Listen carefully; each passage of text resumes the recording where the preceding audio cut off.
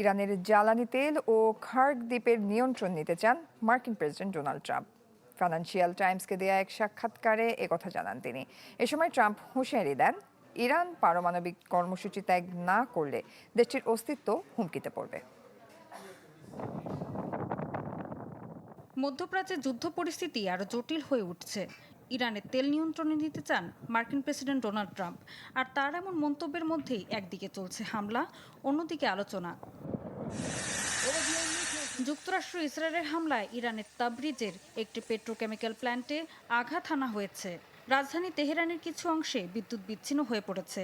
পাল্টা হামলায় দক্ষিণ ইসরায়েলের একটি শিল্পাঞ্চলে ক্ষেপণাস্ত্র আঘাত হানলে আগুন লাগে, তৈরি হয় রাসায়নিক ছড়িয়ে পড়ার শঙ্কা। এদিকে ইয়েমেনে হুতিদের ছোড়া ড্রোন ভূপাতিত করেছে ইসরায়েল। লেবাননের দক্ষিণে হামলায় জাতিসংঘের এক শান্তিরক্ষী নিহত হওয়ার খবর দিয়েছে সংস্থাটি। উত্তেজনার মধ্যেই কুয়েতে একটি বিদ্যুৎ ও পানি শোধনাগারে ইরানের হামলায় এক ভারতীয় শ্রমিক নিহত হয়েছেন। একই সময় সৌদি আরব জানায় তারা ইরানের ছোড়া 5টি ব্যালিস্টিক ক্ষেপণাস্ত্র প্রতিহত করেছে।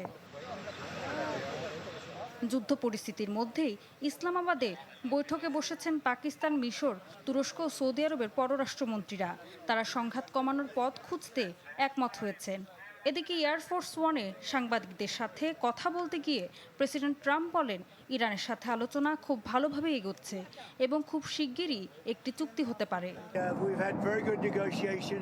দীর্ঘদিন আগে যেসব বিষয়ে ইরানের সম্মতি দেওয়া উচিত ছিল, এখন সেসব বিষয়ে তারা ইতিবাচকভাবে সাড়া দিচ্ছে।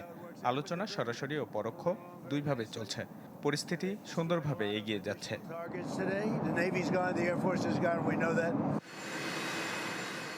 তবে একই সাথে কঠোর হুঁশিয়ারি দিয়েছেন তিনি। বলেছেন, ইরান পারমাণবিক কর্মসূচি ত্যাগ না করলে দেশ হিসেবে টিকে থাকতে পারবে না। এছাড়া ফিনান্সিয়াল টাইমসকে দেওয়া সাক্ষাৎকারে ট্রাম্প আরও বলেন, তিনি ইরানের খার্গ দ্বীপ সহ জ্বালানি তেল রপ্তানি অবকাঠামো নিয়ন্ত্রণ নিতে চান। যুদ্ধ আর কূটনীতির এই দ্বিমুখী পরিস্থিতিতে মধ্যপ্রাচ্য এখন চরম অনিশ্চয়তার মুখে। একদিকে হামলা বাড়ছে, অন্যদিকে চলছে সমঝোতার চেষ্টা। শেষ পর্যন্ত কোন পথে পরিস্থিতি গড়ায় সেটাই এখন দেখার বিষয়। ঋতু সাহা, চ্যানেল 24। নগদ নিয়ে এলো হার না মানা হার অফার। সর্বনিম্ন 10,000 টাকা রেমিটেন্স নগদে পাঠালে থাকছে স্বর্ণের হার জেতার সুযোগ।